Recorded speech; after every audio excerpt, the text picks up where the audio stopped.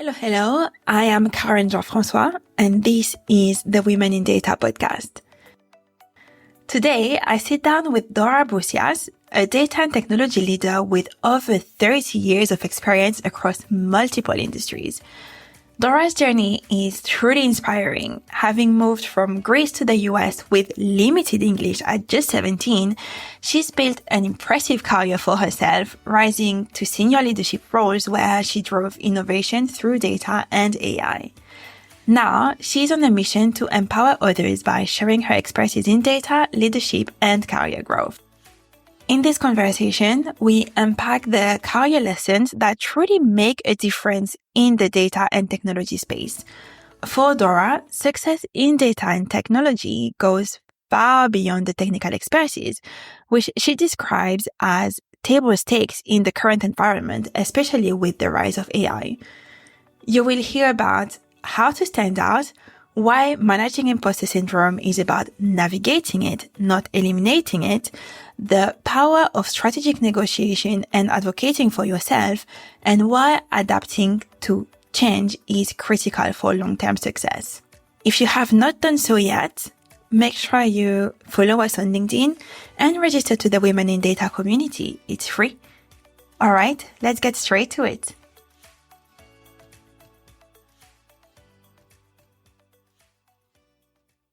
Hi, Dora. Thank you so much for joining me on the Women in Data podcast today. It's a pleasure to have you. Karen, it's my pleasure to be here. Thank you so much for having me.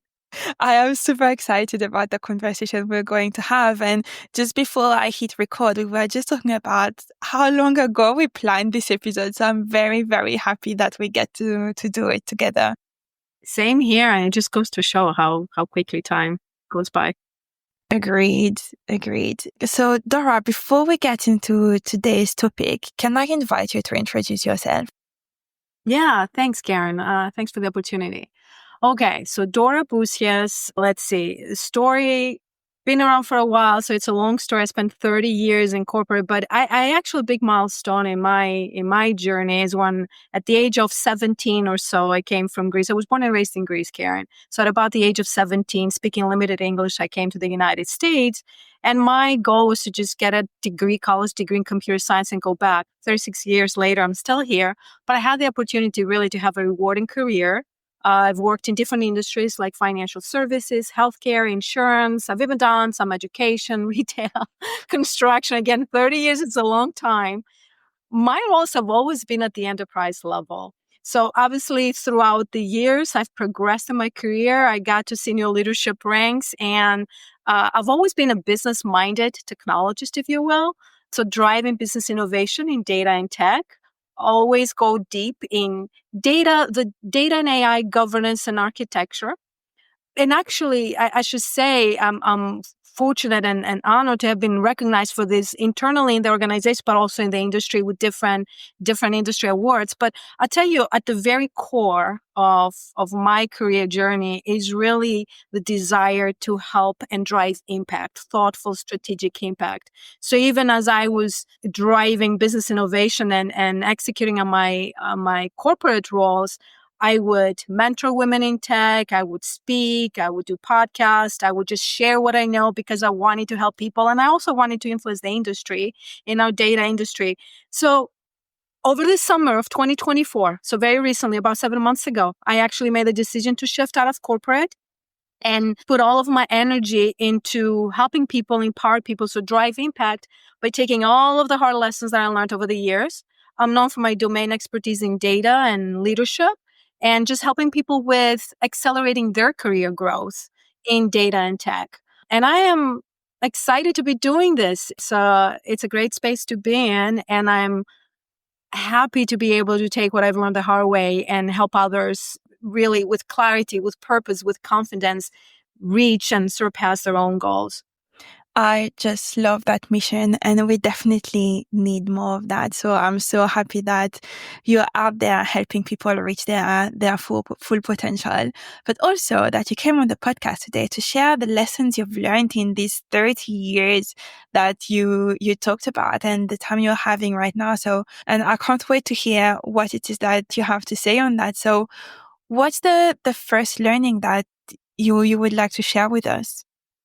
Yes. Well, I should say we got about 30 minutes. So I don't know that we're going to cover all of them. In fact, one of the things that I did over the summer, all of my key lessons, and I created a whole program around it. But for today, one of the big lessons, for example, we talked about how important it is to differentiate yourself.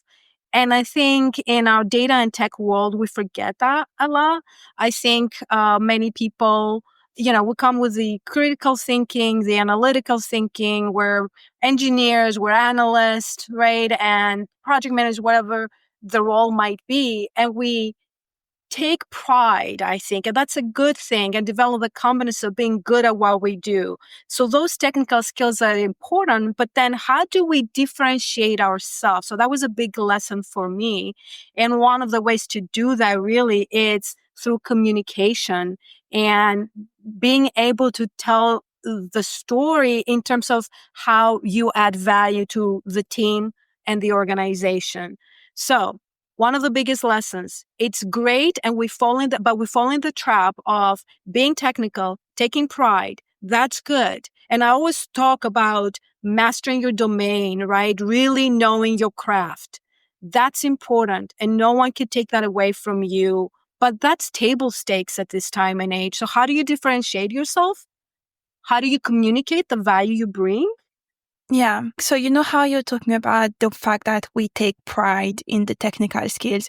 It's also kind of an industry habit, right? Because when you think about why the roles are what they are today and also why the salaries are what they are today, everybody is always putting the accent on the technical skills. And I feel like maybe that would be the reason why we have so much pride in the technical side of things. And this is where we focus our effort and forget the rest. But really, if everybody can do the technical skills, and now we're getting AI coming in, that's potentially going to make that side a bit easier now.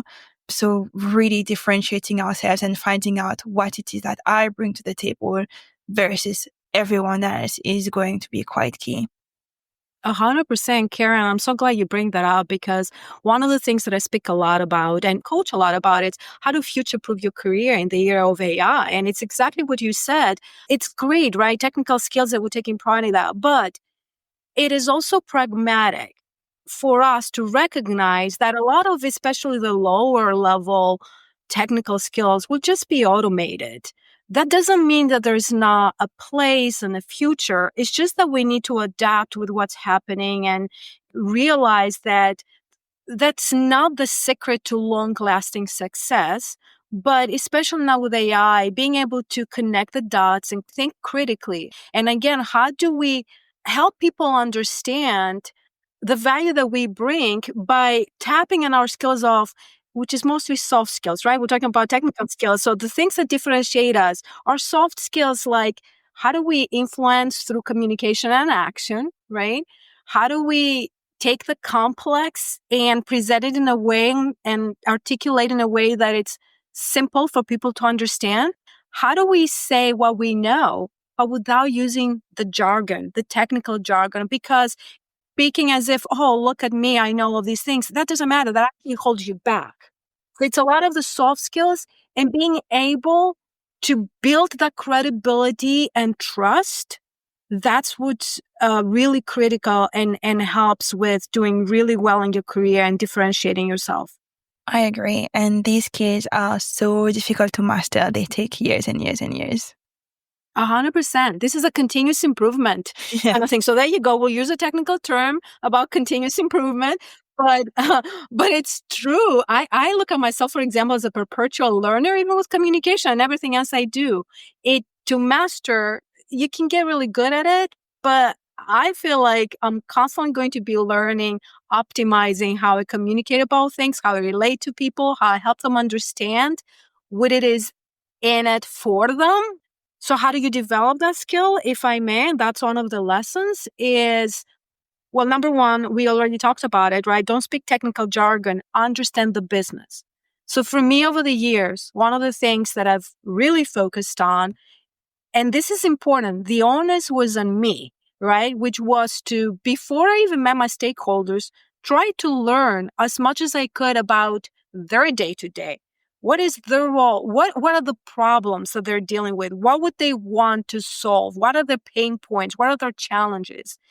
So the onus was on me to understand what they were going through, what they care about, what's in it for them, as we say, in other words, to help them understand what this is valuable. And that's how I was able to drive engagement and, then keep the momentum going, which is another lesson that we can talk about. But at the very least, how do we help others understand why this is something that they would want to engage on and work on, because it will help them, not us, and not because the technology is the greatest hype out there, which we fall into that trap a lot too. That's the thing. Yeah, as you very rightly said, there is this trap of thinking, yes, but we have to do that because it's tech, it's data, and all these things. But on the other side, what the people need to know is that we're here to support them and help them reach their goals. And by understanding what they're going through and how we can support them is very important. What other lessons do you have? I think something that I learned over the years, it has to do with imposter syndrome we're talking about and building up confidence, right? And I've worked with so many people. So one of the lessons over the years is that everybody has those moments. I've been on advisory boards for 8 years now, 9 years, I don't know. It's been a while. Several advisory boards. And I've been working with people that are CIOs, CDOs, CISO, CDAOs, in C-suite, right? And I realize myself as well, we all have those moments. Nobody feels confident 100% of the time, all of the time. As a matter of fact, not long ago, within the last year or so, I read a study from a reputable source, Korn Ferry, where they surveyed CEOs around the world. And it was in the 70s, the average around the world, some regions might have had, 71 versus 75%, but it was around 70 to 75% around the world. The CEO said, I don't feel confident that I have the skills, especially with all the changes that's happening in our days with AI, to do, justice to my role. Now, these are chief executive officers. And the way I look at it, regardless of your role, you could be an analyst, you could be an engineer, you could be a data scientist, you could be an architect, right? Realize that this is real. You're not the only person. Don't think that the other person you're talking to doesn't feel the exact same way. So the thing here is, how do you acknowledge that? And it's okay, but don't let it hold you back. I say acknowledge it and put it aside, or with it, against it, just keep on going forward anyway. And when I'm saying keep on going forward, don't let it hold you back, I'm not talking about taking any big leaps. I'm talking about taking a small little step. Because the big leaps happen when many little steps really just keep adding up on top of each other. The trick there is to keep doing that consistently over time. And that's one of the ways that you master or manage, I would say, because you can't really get rid of it, I believe. You manage the imposter syndrome. Keep on going, small steps over time. You feel more comfortable and confident in it. And then you understand that, okay, it's not the end of the world, right? Put things in context. We all make mistakes. No one knows everything all the time. And in this time and age, like we're saying with AI, it is important to understand that it's not about knowledge as much as it is about using our critical thinking. I think I've said it earlier, connecting the dots, being able to understand the situation and how we can help others understand it and help drive change towards the right things to focus on.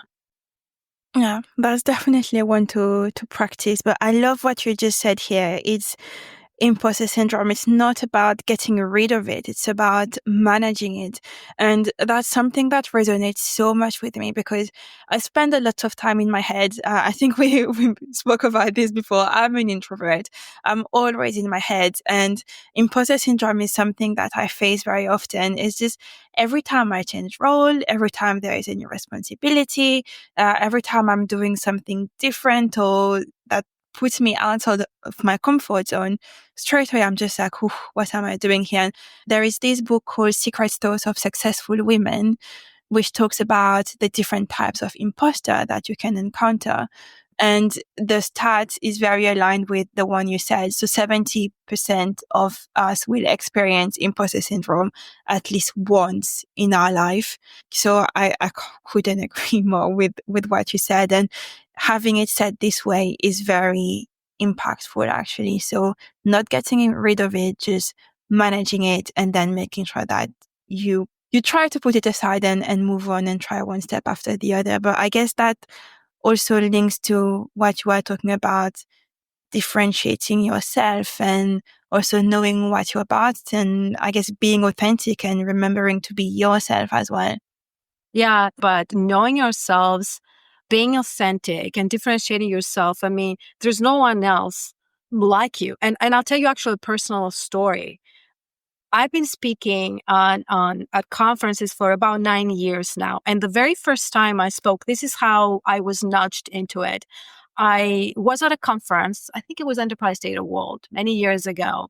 And I have a view, I'm passionate about the things that I know, data and leadership and career. And I was talking about data over the coffee break. And somebody said to me, well, you should go up there at last stage and you seem to know your stuff. You go up there and talk. And I said, me?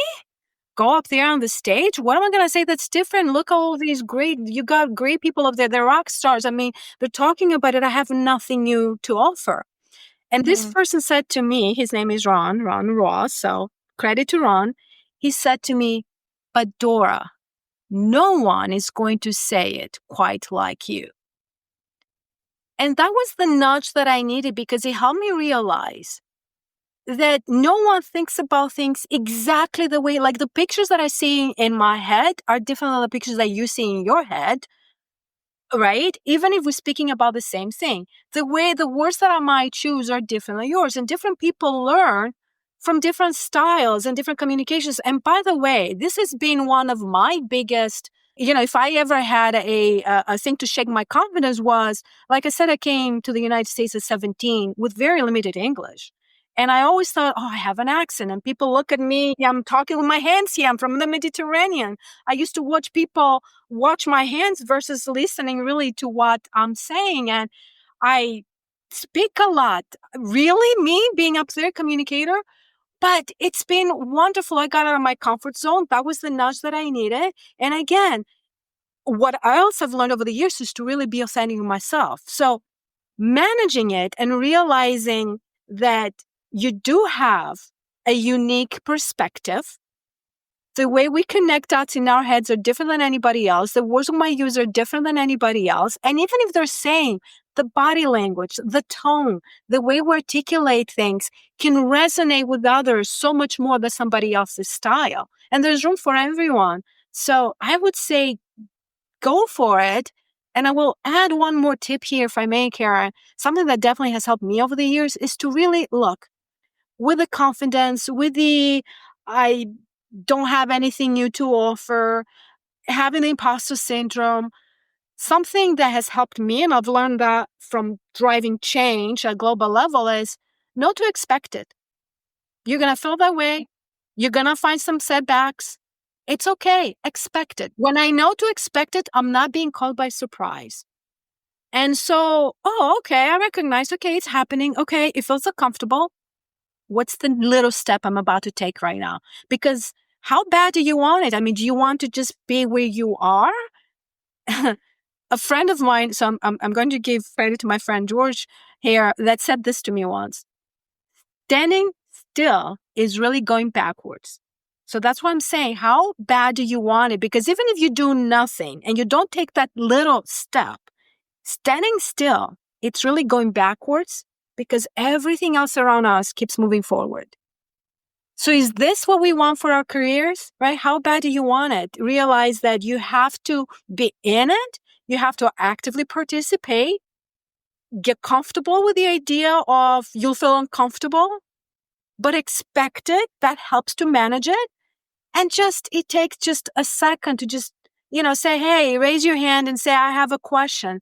I'm talking like little things. They get bigger over time as you get more comfortable.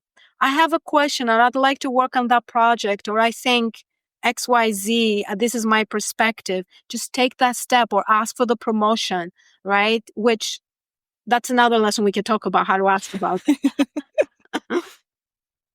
I think we can have a whole podcast on that topic. But you know what? When you were talking, I could just feel the passion around this. So this notion of standing still is actually moving back. And you were actually doing it as you were speaking, which was visually for me. So unfortunately, the listeners are not going to see that. But for me, it was so impactful. And it's back to what you were saying, about being yourself and communicating in a different way than others. And no one else is going to say it the way you do. And I'm thinking if I had someone else saying the exact same thing with a different body language, a different tone, it might not be as impactful to me because I might not relate to the way the person is communicating. So that's kind of like finding your voice as well, which is, I think, one of the things that you talk about quite a bit.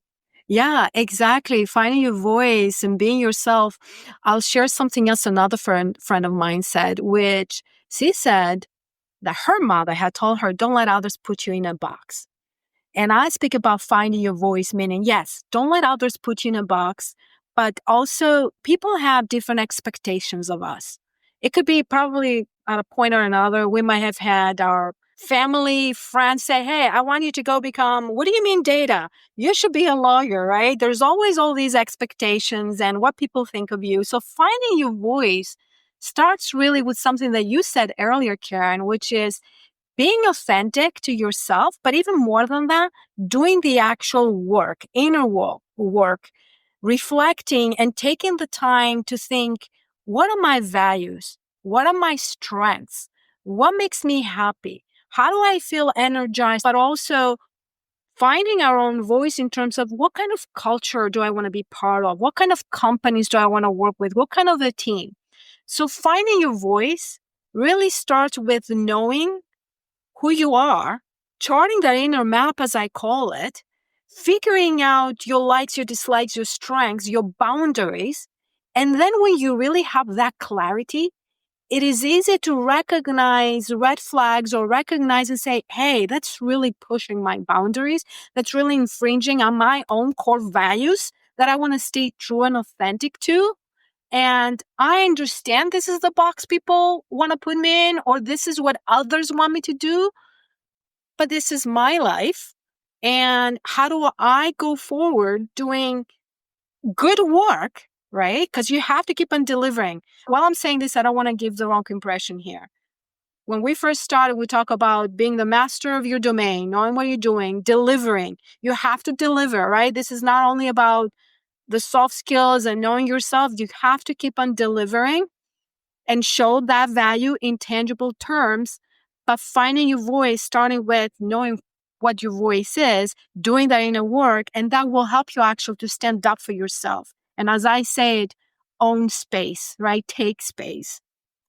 So with everything that you've been saying, I find a common theme. So we're talking about being authentic. We're talking about, managing your imposter syndrome and knowing that it's there, but continuing to move forward with it. We're talking about the fact that people will have different expectations of us and that we should own who we are, understand really who we are, and then stick by our core values.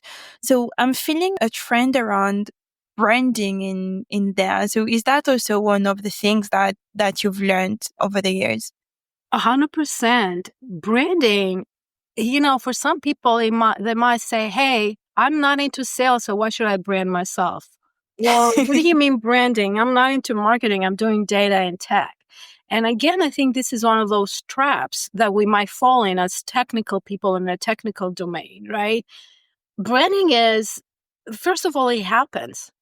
Like the moment we walk into a room, the moment we get onto a Zoom or similar platform and we speak, how we present ourselves, we have a brand. Either we try it or not, it's there. So the thing to understand is, how do we intentionally and consciously make sure that we amplify the things that we want? Make sure, well, it starts with just recognizing that the brand is there. Either we try, either we like it or not. We have a presence. So what do we want to bring forward? How do we want to show ourselves? That's our brand. The brand is, if you leave a room, what would people say when you walk away? Will they say, oh, wow, Dora just sat quietly there, said something? I don't know. Maybe she was just not understanding, or maybe she thinks she's too good and she wasn't contributing to the conversation. People might say anything, right? And actually, that reminds me of another point, Karen, that's related to understanding how important brand is, personal brand. And that is the perception, I say, perception is reality. So when we present ourselves, how others perceive us, that's their reality. So it is to our benefit to make sure that, hey, we're here, we're taking care of this. This is how I want to present myself. And that's important to do internally in our organizations, but also externally. And I would say that in this time and age, it is so much easier to also amplify the value that we can bring, because we can use platforms like LinkedIn, for example, for professionals. It makes it so easy to help shape the brand for ourselves how we want it. The tools are there. It's a matter of leveraging it. And I can tell you, I know from people I've worked with, coached with, from personal experiences, catering to your brand has its work, first of all, because you have to really be very thoughtful about, what do I want to project? What is my brand? And then anything that we do around it, again, small but consistent messaging and actions need to relate back to the brand. But it starts with knowing and taking the time to reflect, what is my brand? But then once you do that, it keeps amplifying it. And I know of people that catering to their brand and having a presence outside of the organization has helped them both inside the organization with getting new opportunities, because people got to know them and people got to say, oh, wow, you have this to bring. When I think of this, I think of you because you're talking about it. This is part of your brand. So it is work, right, to be conscious about it and cater to it, but it's got benefits internally as well as externally. And I'll speak about my own brand. Had I not been taking time to get out of my comfort zone and be out there expressing my views, I wouldn't, for example, be recognized for some of the things that have been recognized in the industry. Now that is part of my brand as well. So yeah, to your point, it is important to understand that this is not about sales. This is not about marketing. And you might hear other people too say with branding, every time we speak, right, it's really almost kind of like a sales conversation, because everything you say in tech and data too, speaking to your stakeholders about the project you might be working on, anyone, right? I'm speaking to the audience here. If you're working on a project and you're speaking to your stakeholders, either technical or business stakeholders, in essence, if you're trying to help them understand, hey, here's what the project is, I want you to be part of this, I need your help. Well, we might not calling it selling, but really you are selling. You're trying to get them to buy your idea.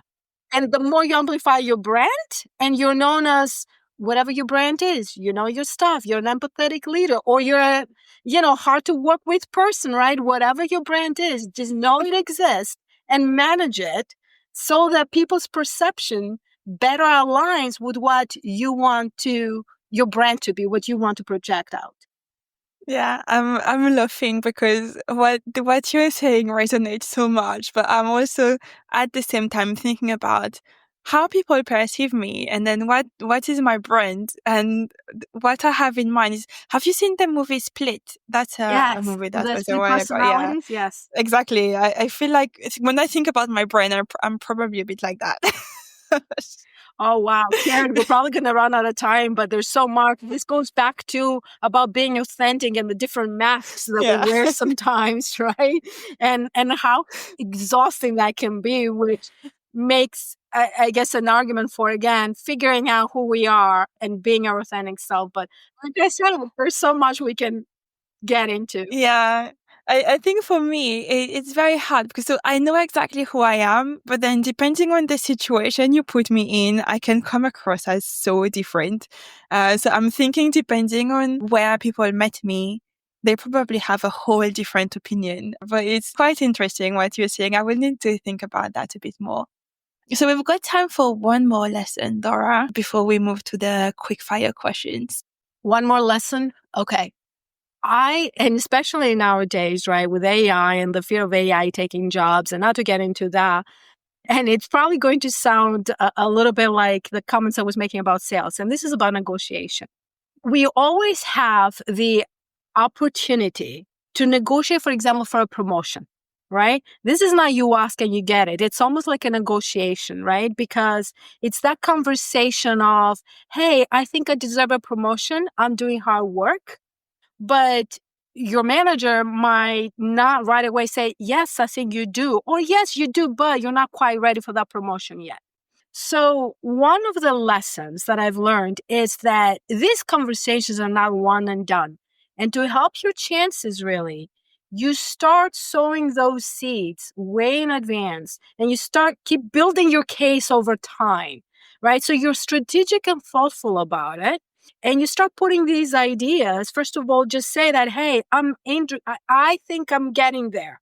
And you say, I think I'm getting there before, you're ready for it. You start ahead of time. It's kind of like the classic example, you harvest months after you sow, right? So one of the lessons is don't wait until the last minute. And it's not a one and done conversation, even if that's asking for a promotion, if it is trying to get someone to engage actively on your project, to fund your project, whatever it is. So do it over time. It's going to give you leverage when I say negotiate, you can think about it in terms of a negotiation or sales, or in terms of, I don't want to give the wrong idea here, but in terms of just getting what you want, right?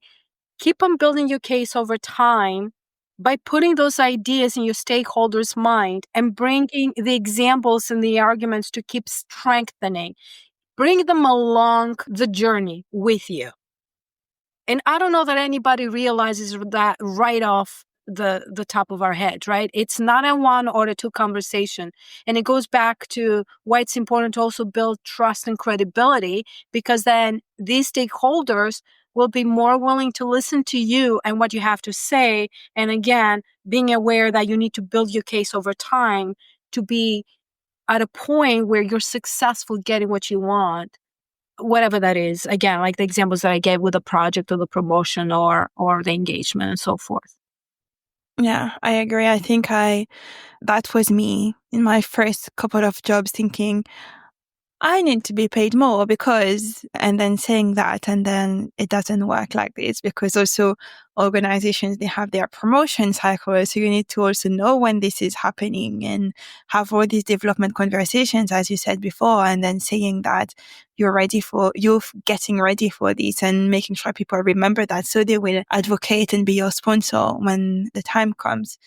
That is definitely a thing we need to remember constantly. Yeah, the thing is that the way we think about things is not necessarily how our manager or anybody else, stakeholder, thinks about them. So realizing that, building that case, doing that over time, and realizing, to your point, Karen, there's different factors to consider, very practical, tactical factors, like the promotion cycles, like budgets. Like I've had people, for example, that were very senior that wanted to get into a leadership position, but they have not had a formal people management role. They've been mentoring people, but not formally in their role, because some organizations have individual contributor tracks versus people tracks. And you can't exactly make that jump unless you have that interim milestone there. So it's a great point you bring up. Understanding how it works in the organization you're in is important, along with all these other things that we're talking about.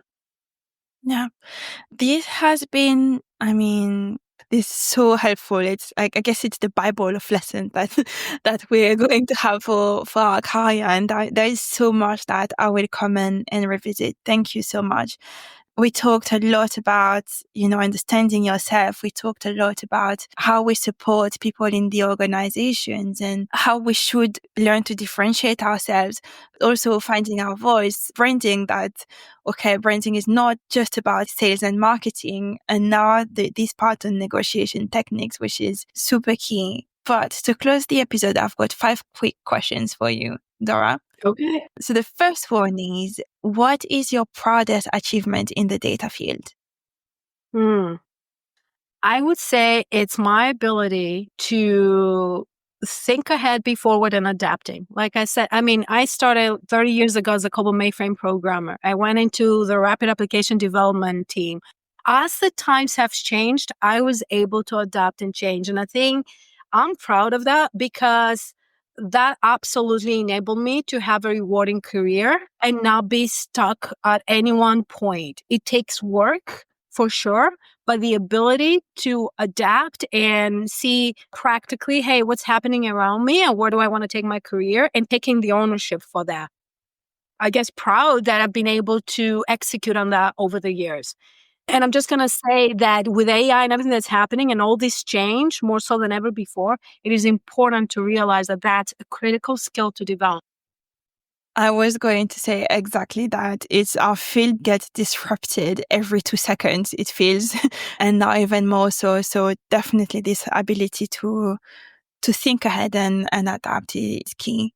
What's the one thing that you wish more people understood about data? That it's not about the data. You need the context around the data, which means you need to understand the business, who uses it, how they're using it, who are all the different personas and roles and stakeholders that use the same data, and how one differs than the other. So I actually wrote an article, it was published in CIO Review, for the top 3 lessons on your way to being data driven. And the first one was that data strategy is not about data, it's about the business. So again, look at the context. What does it mean? How do we use it? And I'll leave it at that. If you were asked to pick one skill to learn instantly, what would it be? Understand instantly how the other person understands and perceives what I'm communicating. Because if I understood that, I would be able to articulate better examples, better words to help them understand. So it's all around communication. It's an ongoing continuous improvement thing that we talked about. So I wish I knew with confidence, is my message getting through? How can I make it get through even better? It could be the same message, but when the audience changes, the stakeholder I'm speaking to changes, I need to be able to flex my style to that stakeholder. So knowing how they perceive it so I can work with them more effectively, that's the skill that I wish I could instantly master. That's a really good one. I wasn't prepared for that one, but I might steal it from you. If you weren't in data, what career do you think you would have? The thing is, I'm kind of doing it. I'm in data and AI, but really on my core, like I said, over my years in corporate, and now with Dora Be Global and what I'm doing is really driving impact. So it's a lot about educating and helping, empowering people. This is why I created my program. This is why I speak, because that it gives me the opportunity to drive impact, educating, helping, empowering. I feel the greatest when I know that something that I've said or done has helped lift somebody else up.